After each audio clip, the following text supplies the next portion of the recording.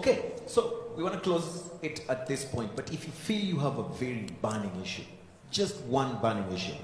Yeah, this is a copy by, if you can have the camera, this is done by FYL. If you show this to a young people, a young person, a young woman like me, and say go into agriculture, are they going to go into it? Definitely not. I told the World Bank the same thing. If you want to make agriculture attractive, if you want to make it sexy, start by publishing it. Get a young person who's attractive, put them on this picture. I said this in Harare last year to say, can we try to make agriculture sexy?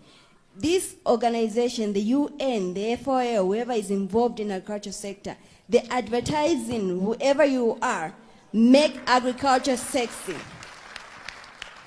This is the beginning point of making it attractive to the young people. Right. If you, the organizers, the frontiers, the people who are supposed to lead us are putting such pictures, what are you sending to a person, a young person from the village? You pick this picture and like, oh, this is what we're living.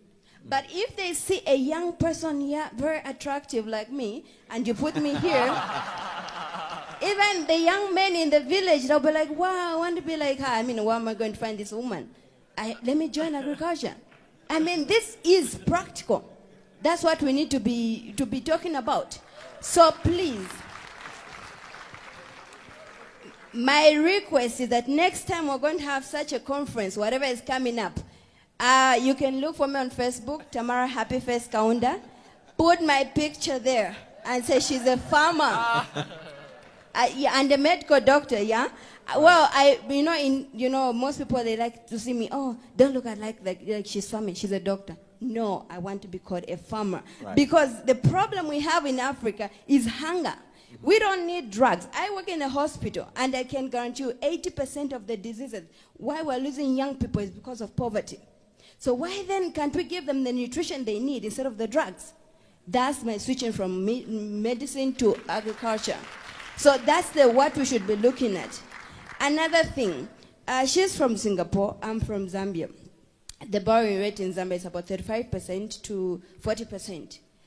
You can say, yes, I don't have, I don't want to go to the bank or whatever. No, I've tried going there. But why should I to make such a suicidal decision to go and borrow at a 40% rate? It's impossible. I want to go to the government to borrow. They say, no, you need to work for the government for 2 years. But I need the project running. I've got people following me. They need to come to the farm and see what I'm doing.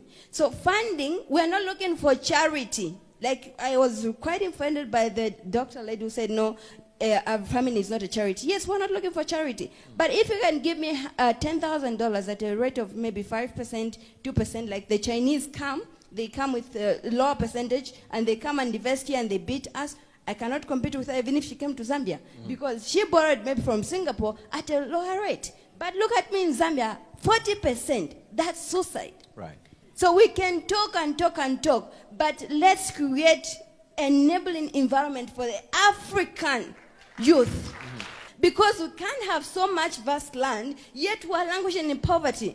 Netherlands cannot export to Africa if they don't feed their own people. Yes, I'm happy the young people are exporting, but why are we leaving our people? Why are they dying? African graves are the richest because we've lost so many young people to poverty and hunger. So we need to really critically look at agriculture as the oxygen for economical in Africa.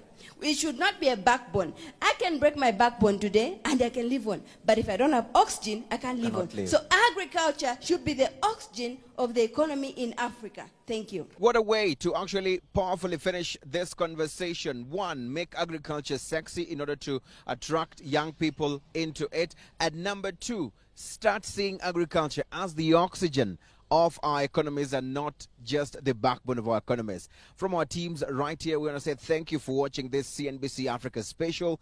I'm